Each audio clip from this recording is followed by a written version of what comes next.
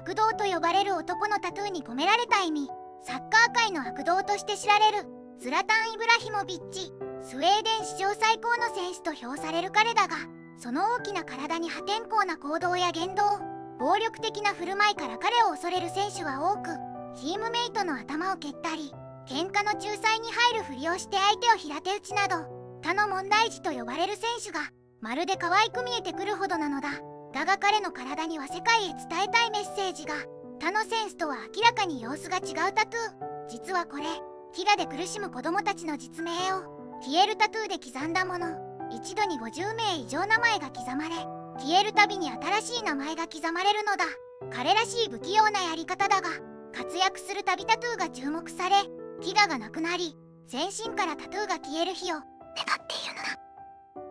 60億稼ぐ男が壊れたスマホを使い続ける理由。世界最高のサッカー選手の一人、サディオ・マネ。年俸は世界7位の60億を稼ぐ彼は、画面が割れたボロボロのスマホを持っているところを何度か目撃され、ネットで話題になり笑い物にされたのだ。それについてインタビューで彼は、高級車を10台持つ、高級時計を20個持つ、ジェット機を何台保有する、それが世界の何のために役に立つんだと。俺は電気もない貧しい村で育ち、毎日腹を空かせ、働きながら裸足でサッカーをしていた。けれど今は幸運にも、サッカーで稼いだお金で人を助けることができ、貧困状態の人に食料や衣服を毎月渡すことができる。スマホは画面が割れているが普通に使える。修理するぐらいなら一つでも多くのパンを送りたいんだ。難病のハンデを乗り越えた小さなヒーロー。天才サッカーの名を欲しいままにするリオネル・メッシ。年俸は168億円。全てが順風満帆に見えるメッシだが、実は10歳の時に体の成長が著しく低下する成長ホルモン欠乏症と診断されたのだ。メッシが169センチと小柄なのもこの病気の影響なのだ。しかも毎日足に痛みを伴う注射をする必要があり、治療費は1ヶ月で約20万円。貧しかったメッシの家庭は治療を断念するしかなく、サッカーができなくなる危機にあったのだ。しかしまだ12歳だった彼の才能を見抜いていた。バルセロナ FC は彼の治療費を全額負担し、まだ幼かった少年はみるみる成長、世界一の選手と呼ばれるようになったのだ。このことに深く感謝しているメッシは、20年間チームを移籍せず恩返ししたのだ。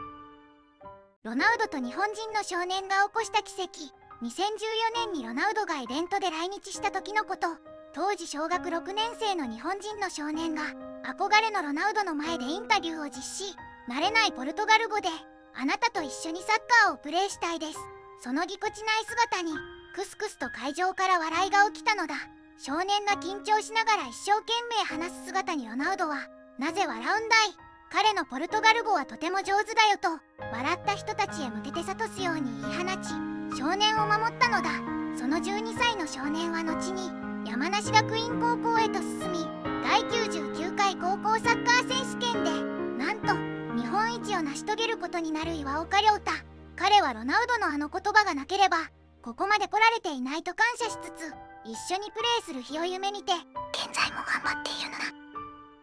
頑張って働く社会人へ送る偉人の名言集。あなたの時間は限られている。だから他人の人生を生きたりして無駄に過ごしてはいけない。先入観は可能を不可能にする。石の上にも3年という。しかし3年を1年で習得する努力を怠ってはならない。天才とは努力する盆栽のことである。追い詰められた場所にこそ大きな飛躍があるのだ。人は自分が考えた通りの人間になっていく。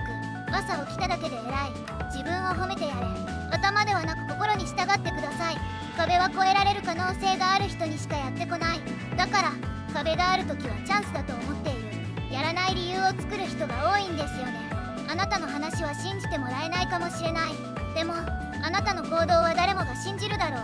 一番いけないのは自分なんかダメだと思い込むことだよ。河本大翔。学校に行くのがしんどい子供たちへ、学校に居場所がない子供に言ってあげられる言葉はありますかと聞かれた大翔は、居場所あるよ、席あるじゃん。そこに黙って座ってりゃいいんだよ。友達なんていなくて当たり前なんだから。友達じゃねえよ、クラスメイトなんて。たまたま同じ年に生まれた近所のやつが同じ部屋に集められただけじゃん。趣味も違うのに友達になれるわけねえよ。山手線に乗ってて「はい、この車両全員仲良く友達ね」って言われても「いや偶然今一緒に乗ってるだけなんですけど」って友達じゃねえよ。ただ友達じゃないけどさ、喧嘩せず自分が降りる駅まで平和に乗ってられなきゃダメじゃない。その訓練じゃないか。学校は友達でもない仲良しでもない好きでもない連中と喧嘩しないで平穏に暮らす練習をするのが学校じゃないか。だからいいよ、友達なんかになっても。大本大翔が人生のどん底から這い上がれた理由、生まれたからには生きてやるなど数々の名言を残してきた大翔だが、ブルーハーツを解散した直後、様々なことで悩んでいたのだ。自分で人生を終わらせてしまおうかと考えるほどどん底にいたのだ。そんな時、たまたまテレビに映っていたのがダウンタウンの人気番組「ガキの使いやあらへん」で、何気なくその番組を見ていると2人のトークに思わず笑ってしまったのだ。その時ふと自分はまだ笑えると気がつき、悩んでいたことが馬鹿らしく思えたのだ。この時の思いを歌にしたのがハイローズに手出した楽曲「日曜日よりの使者」。ガキの使いの放送日が日曜日だったことと、使いを使者と置き換えて2人に感謝の気持ちを込め制作されたと噂されているのだ。歌で大勢救った大翔でさえ誰かに救われていたのだ。宇多田ヒカルの信じられないエピソード8選。宇多田ヒカルはほぼ死産の状態で生まれ、医師から残念ですがと告げられるも、懸命に名前を呼ぶと徐々に血の気が戻り蘇生したのだ。宇多田家の先祖には18代内閣総理大臣の寺内正武がいるのだ。10歳で初めて作曲しキュービック U という名前ですでにアメリカでデビューしていたのだ。ファーストアルバムの「ファーストラブは売り上げ765万枚を超え、日本国内の歴代売上1位になり社会現象となったのだ。10代の時はお金がありすぎて免許もないのになんとなくポルシェを買ったのだ。日本語以外にも英語にイタリア語、フランス語が喋れるのだ。テトリスの腕前は日本一クラスで、その気になれば最高難易度を一生続けれるのだ。宇多田ヒカルはノンバイナリーであることを告白したのだ。ライズアップに挑戦した女性芸能人、浅香唯、ビフォー、アフター、朱浜はるみ、ビフォー、アフター、江戸晴美、ビフォー、アフター、井上和歌、ビフォー、アフター、マックスリナ、ビフォー、アフター、菊地亜美、ビフォー、